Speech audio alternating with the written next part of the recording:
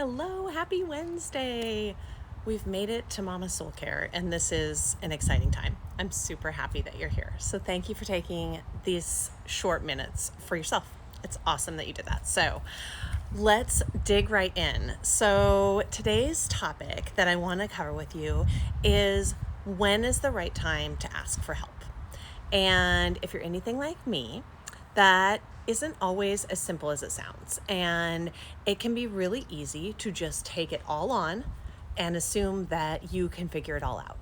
And that has been one of the biggest myths that I have debunked for myself over the last 10 years, specifically in my time of being a mom. Because once you add little people into your world, it all becomes bigger and more unknown, and there's absolutely no reason why it all has to sit on your plate. But somehow, I don't know why this is, but it seems like the obvious, go-to answer to be like, don't worry, I'll just figure it out. It's fine.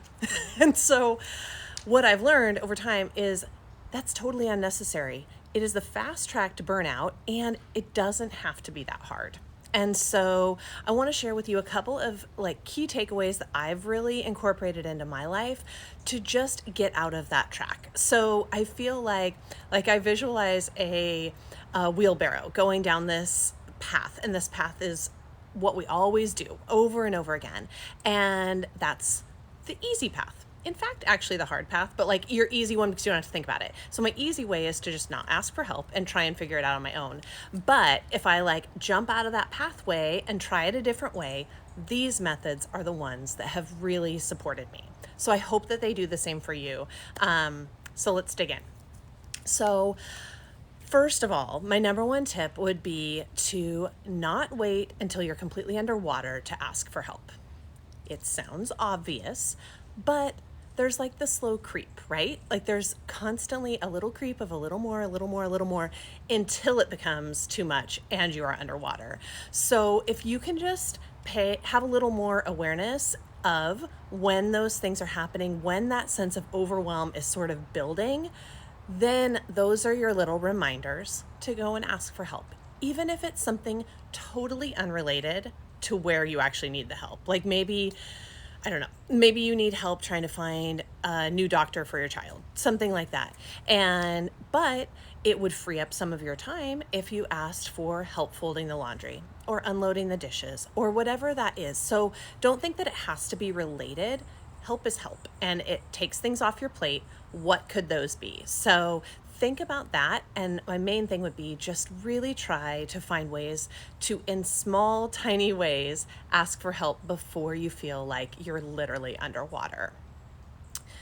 My other one is people are not mind readers. Shocking. Kind of upsetting. I kind of wish they were, obviously, but people are not mind readers. Nobody knows what is going on in your head unless you share that. And so it can feel scary and vulnerable and uncomfortable to share those things.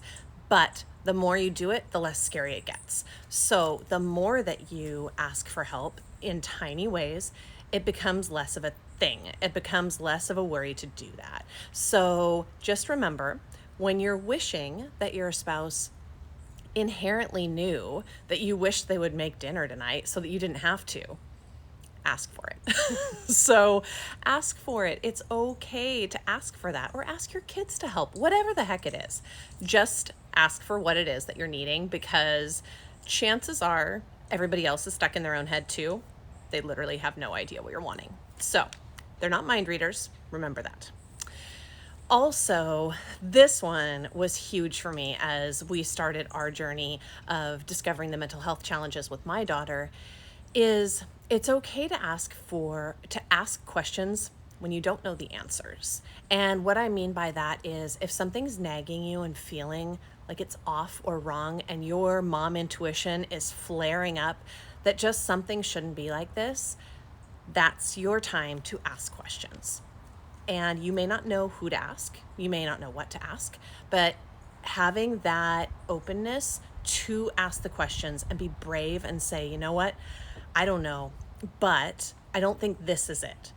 That is huge. And I can tell you just a little personal antidote to that right now. I mean, that really started our our journey together. She was 3 years old, and I remember clearly sitting on our patio saying, it can't be this hard. It just can't be this hard. I don't think it is, or people would talk about it. And that is what helped us to uncover anything and everything that was going on with her from when she was 3 to when she's almost 10 now. And so what I take away from that now with the beauty of hindsight is it's okay to ask when you don't have the answers, because most of the time you're not going to have the answers.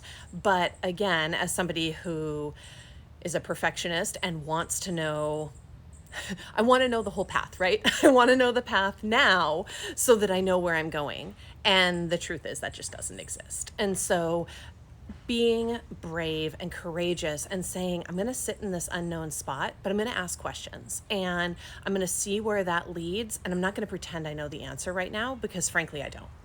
And so that has been huge. And even it's, you'll be hearing me talk about this a bit more, but we're actually going to a really renowned mental health specialist because I asked those questions, because I just questioned, was now the right time to do this? Is this what I feel is right? And yes, the answer is it is. And I didn't see that before, but I see it now. And I couldn't have predicted that. I wouldn't have no idea that that is what we would be doing here soon. So be brave and ask questions even though you don't know the outcome. It's not fun to sit in the uncomfortable space. I 100% get it. But it is where change can unfold, and it is where the good that can come from the unexpected, I guess, is where I'm going with that. Is like, sometimes I inherently think like unknown has to mean bad. And it's actually most often the opposite, where the unknown actually blows you away and it's actually better or more supportive or feels better than what you could have even pictured. So sitting in that uncomfortable space and being okay asking questions along the way, it's unbelievable what doors can open from doing that.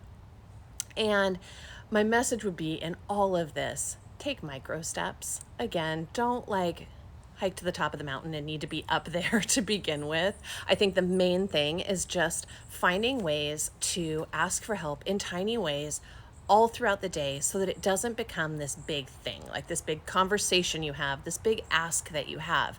If you can instead just make it so in tiny ways you're getting support and you are not alone in all of this, that's huge. So if you can ask your kids to help unload the dishwasher, so that's one thing off your plate.